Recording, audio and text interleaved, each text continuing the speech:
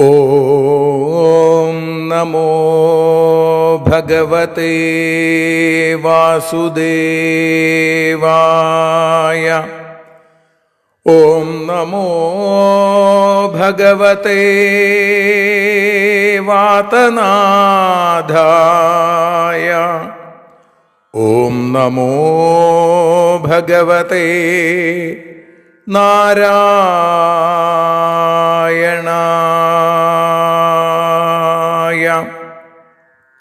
ഏവർക്കും നാരായണീയ മധുരം ആസ്വദിക്കാൻ ഒരിക്കൽ കൂടി സ്വാഗതം.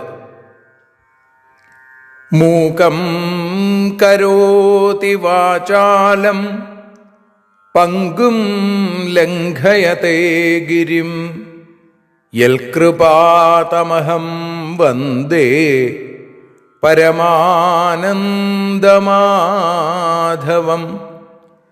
അഖിലാനപരാധാന്മേ ക്ഷമസ്വ കരുണാനിധേ പ്രസീദ മൽഗുരോ നാഥ ജനകായ നമോ നമഃ. അഖിലാനപരാധാന്മേ ക്ഷമസ്വ കരുണാംബുധേ പ്രസീദ മൽപ്രിയേ നാഥേ മാതൃരൂപേ നമോസ്തുതേ. സദാശിവസമാരംഭാം ശങ്കരാചാര്യമധ്യമാം അസ്മദാചാര്യപര്യന്താം വന്ദേ ഗുരുപരമ്പരാം. നാരായണീയത്തെ പറഞ്ഞിടുമ്പോൾ നാരായണാഖ്യനെ നമിച്ചിടുന്നു. നാരായണൻ വായുപുരത്തിലീശൻ നാവിൽ നിറഞ്ഞെന്നെ തുണച്ചിടേണേ. മോക്ഷക്കടൽ ഭാഗവതം പ്രസിദ്ധം മെല്ലെ കടഞ്ഞു നവനീതമഹോ ലഭിച്ചു. മന്നിൽ നരന്നു ഹരിഭക്തി ലഭിക്കുവാനായി മേൽപുത്തുരേക്ക്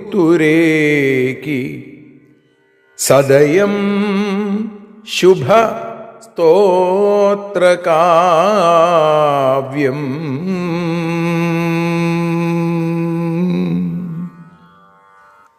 നാരായണാവനിസുരായ നമോസ്തു തസ്മൈ. ശ്രീമന്നാരായണീയം എന്ന ഈ സ്തോത്രകാവ്യം ഇന്ന് നാരായണീയ മധുരമായി ഭഗവാന് നിവേദിച്ചു തുടങ്ങിയിട്ട് 52-ാമത്തെ ദിവസം, 5-ാമത്തെ ദശകത്തിൽ 7-ാമത്തെ ശ്ലോകമാണ് നമ്മൾ ഇന്ന് വിചാരം ചെയ്യുന്നത്.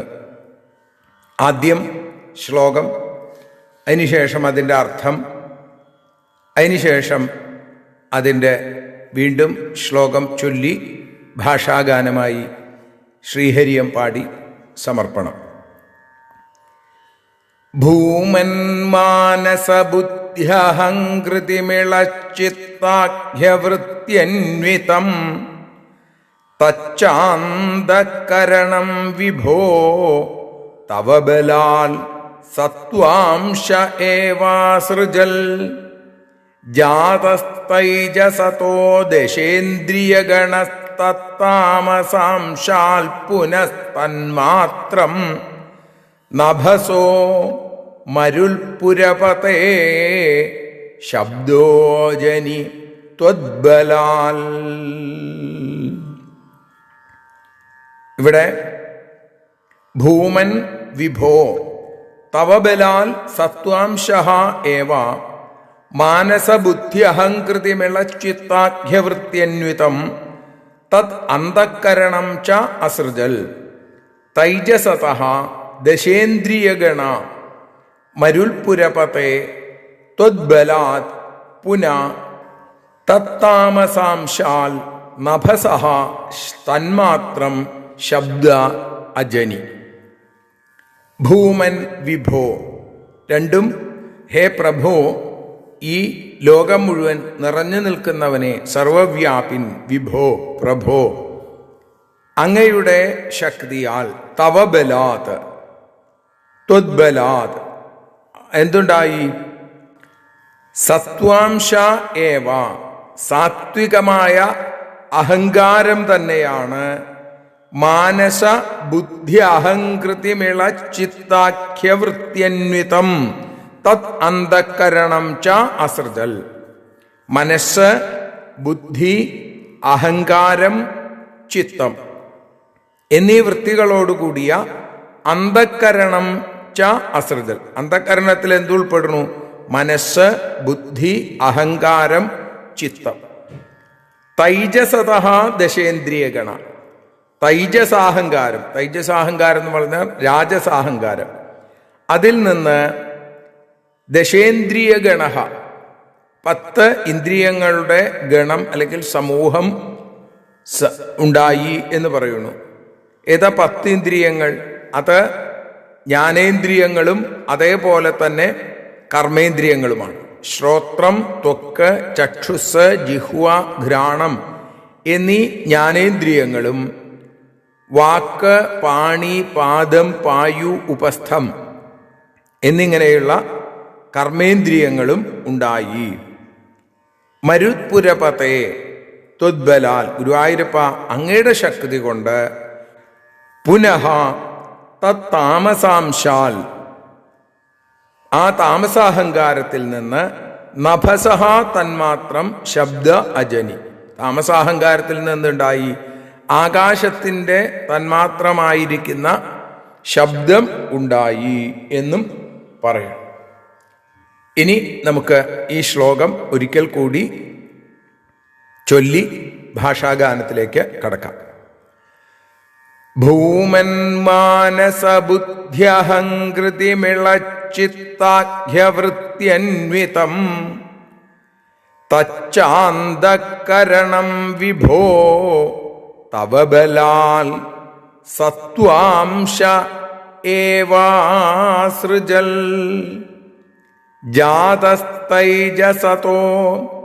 ദശേന്ദ്രിയഗണതത്താമസാംശാൽ പുനസ്തന്മാത്രം നഭസോ മരുൽപുരപതേ ശബ്ദോജനി ത്വദ്ബലാൽ. ശ്രീഹരിയം ഒരു നിഴൽ നാരായണീയം. നാരായണ നാരായണ നാരായണ നാരായണ നാരായണ നാരായണ രാധാ ഗോവിന്ദ. സർവവ്യാപിൻ ജനിച്ചല്ലോ അവിടുത്തെ പ്രേരണയാൽ, മനോബുദ്ധി അഹങ്കാരം ചിത്താദികളും രാജസത്തിൽ നിന്നും പിന്നെ 10 ഇന്ദ്രിയങ്ങളുമായി, താമസത്തിൽ നിന്നും ശബ്ദം പിറവി കൊണ്ടു. അടിയന്റെ വികൃതിയെ കൃതിയാക്കി മാറ്റുന്നോരാ, വികൃതി തൻ വികൃതിക്കായി കാത്തിരിപ്പു ഞാൻ. നാരായണ നാരായണ നാരായണ നാരായണ നാരായണ നാരായണ രാധാ ഗോവിന്ദ. സർവത്ര നാരായണ നാമ സങ്കീർത്തനം. നാരായണ നാരായണ നാരായണ.